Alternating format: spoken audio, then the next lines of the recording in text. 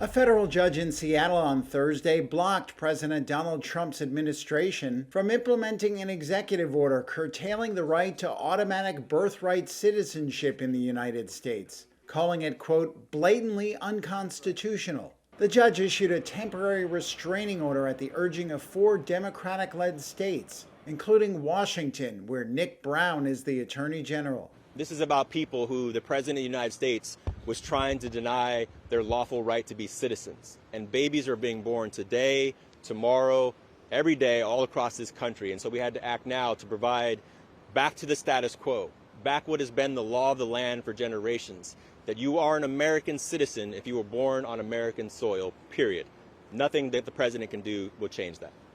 Trump in his executive order directed U.S. agencies to refuse to recognize the citizenship of children born in the United States if neither their mother nor father is a U.S. citizen or legal permanent resident. The judge said this viewpoint, quote, boggles the mind. The states argued that Trump's order violated the rights enshrined in the Citizenship Clause of the U.S. Constitution's 14th Amendment. That provides that anyone born in the United States is a citizen. More than 150,000 newborn children would be denied citizenship annually if Trump's order is allowed to stand, according to the Democratic-led states. Several other lawsuits are also pending nationwide by civil rights groups and Democratic attorneys general from 22 states, who called Trump's order a flagrant violation of the U.S. Constitution. 36 of Trump's Republican allies in the U.S. House of Representatives on Tuesday separately introduced legislation to restrict automatic citizenship to only children born to citizens or lawful permanent residents.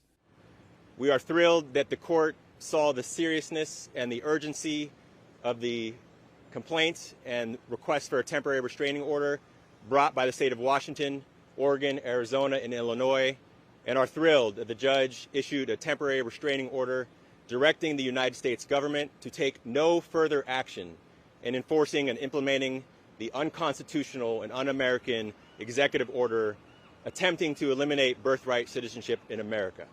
This is step one, but to hear the judge from the bench say that in his 40 years as a judge, he has never seen something so blatantly unconstitutional sets the tone for the seriousness of this effort. Well, in order to amend the United States Constitution, there is a pretty well laid out process to do that. And I think what the order today reinforces is that no one individual, not even the President of the United States, can simply erase what it means to amend the Constitution and the process therein.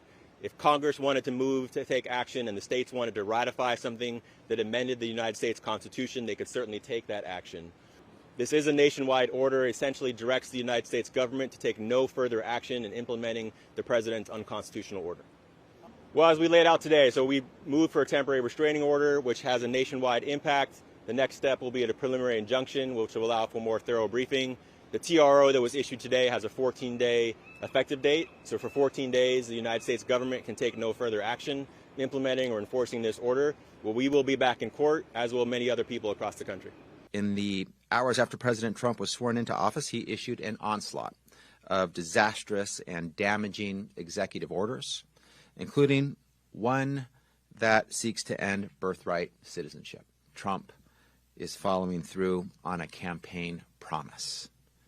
Today, I'm also following through on a promise to take action if Trump violates the law and infringes on our rights, on your rights, as he did today with what is, frankly, an un-American executive order. I have one message for President Trump. I'll see you in court.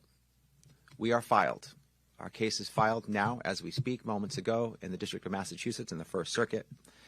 This morning, as stated, the lawsuit challenging President Trump's unconstitutional executive order is on file. It has multiple grounds.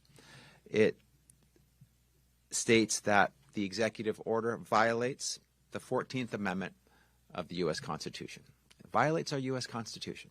Birthright citizenship is foundational to our nation's history, to California's history. I think our country is built on immigrants, and the reason we have birthright citizenship is to encourage people to move here. And if we want to grow our country, that's the best way to do it. I feel that people that are born here should be citizens. What do you think about these efforts to change that law? I think it would hurt so many people that I feel almost like it's un-American. I mean, we've been a country that has welcomed people, so I feel like if you're born here, I feel like you should be a citizen here. I would like that they keep the 14th Amendment in the state that it's in for obvious reasons. I have a vested interest in that, and I would hope that the courts, especially the federal courts, take that very seriously. My family was in bondage in this country, and the 14th Amendment was essential in guaranteeing them rights. I'd like to feel secure knowing that those rights continue for all Americans going forward. With the current situation that's going on in the country, we could take our money and put it into a lot better situations to help the people who are already here. And I understand that sounds counterproductive to birthright citizenship, but birthright citizenship, that is a loophole for people to come into the country, have a baby, leave, do whatever they want to do. We as Americans, right now, you and I who are walking these streets currently, we see a lot of disparity, and that money, as I said, could be better focused on helping those who are actual citizens.